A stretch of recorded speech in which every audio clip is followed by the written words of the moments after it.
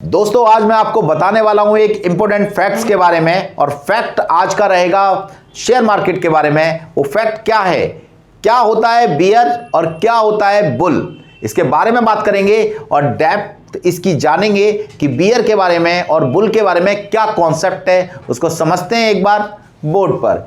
यहां हम देख सकते हैं दोस्तों कि बेसिकली जो हम बात कर रहे हैं बुल की, बुल को आपने देखा होगा अक्सर उसके जो सींग होते हैं वो हमेशा खड़े हुए रहते हैं, यानी ऊपर की तरफ रहते हैं, ऐसे समझते हैं दोस्तों। यहां पर ये देखिए बुल ऊपर की तरफ शो हो रहा है और हर बार मार्केट जब बढ़ रही है तो बुल ऊपर की तरफ शो हो रहा है।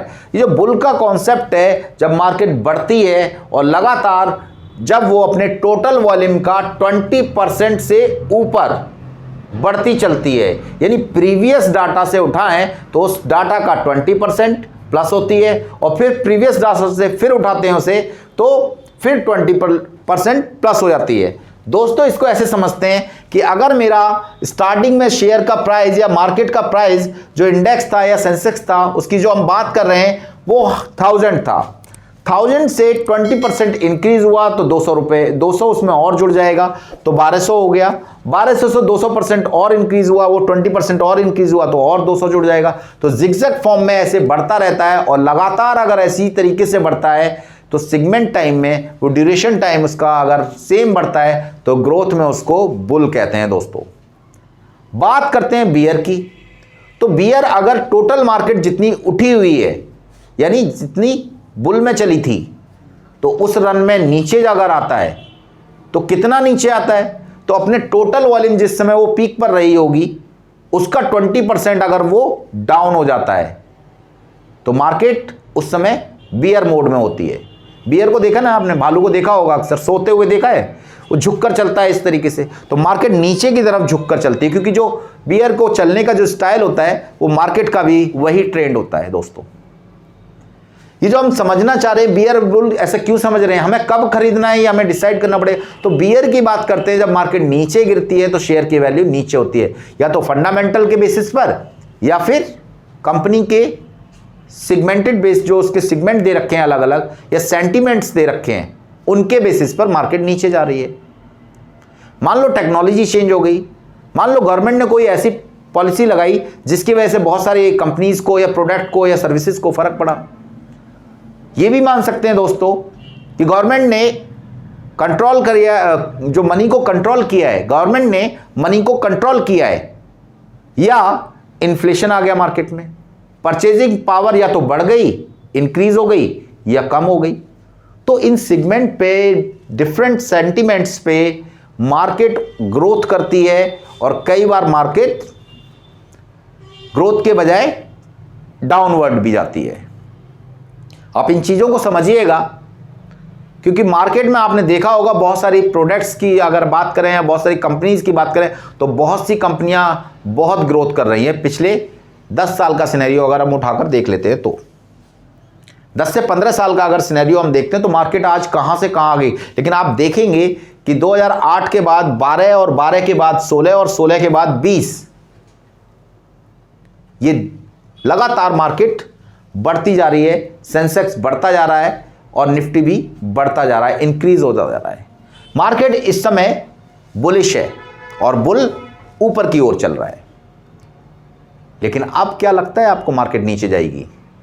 तो बड़ी आसानी के साथ सोच सकते हैं दोस्तों, मार्केट जब बुल जा रही है तो बहुत सारे इन्वेस्टर इसमें ऐड हो रहे हैं, धीमे धीमे करके ऐड होते चल रहे हैं। देखिए एक के बाद ऐड हो रहे हैं। ये जो ऐड होते हुए लोग हैं वो प्रॉफिट कमा भी रहे हैं और जो कंपनियों में जिनमें उन्होंने इन्वेस्टमेंट किया हुआ है, बहुत सारी ऐसी कंपनियां जो ग्रोथ कर रही हैं क्योंकि वो तो बुल में चल रही हैं, उनके फंडामेंटल अच्छे नहीं है दोस्तों, लेकिन फिर भी वो बुल के साथ चल रही हैं तो वो कमा कर दे रही हैं, यानी उनके शेयर्स की वैल्यू इंक्रीज हो रही है।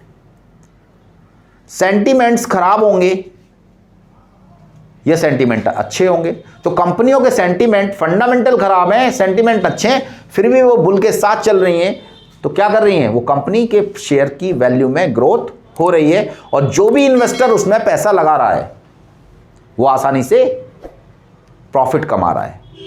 दोस्तों बियर की सिचुएशन भी घटती बढ़ती रहती है, तो बियर कितने टाइम बाद, कितने ड्यूरेशन बाद, ये मार्केट इस समय पीक पर है। आज देखिए कि सेंसेक्स कितना ऊपर पहुंच चुका है। अगर हम 8 की बात करें और 21 की बात करें तो सेंसेक्स कहां पर पहुंच गया है।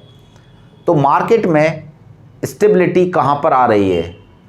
जब आप ये जो मार्केट है, जो बुलिश मार्केट है, वो अपने रेजिस्टेंस पे पहुंच जाएगी। जो मार्केट है वो अपने रेजिस्टेंस पे पहुंच जाएगी, यानी बुलिश अपने रेजिस्टेंस पर पहुंच जाएगा, तो उसके बाद बियर की ओर मार्केट चलेगी। और मार्केट जब बियर में 20% डाउन हो जाएगी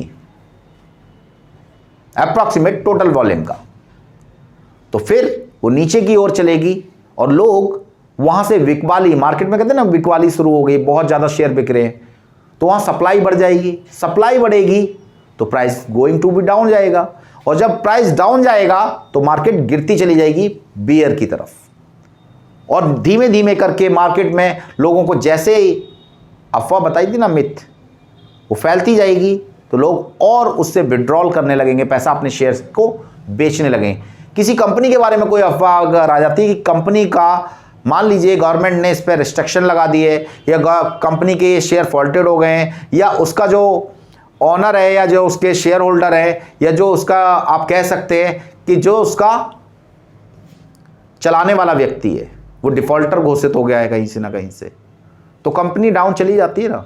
तो कंपनी जब डाउन जाएगी तो उसकी शेयर की वैल्यू डाउन जाएगी, चाहे वो फंडामेंटल के बेसिस पे जाए, और चाहे अगर हम बात करते हैं स्टडी तो हम वो सेंटिमेंट के बेसिस पर नीचे जाए।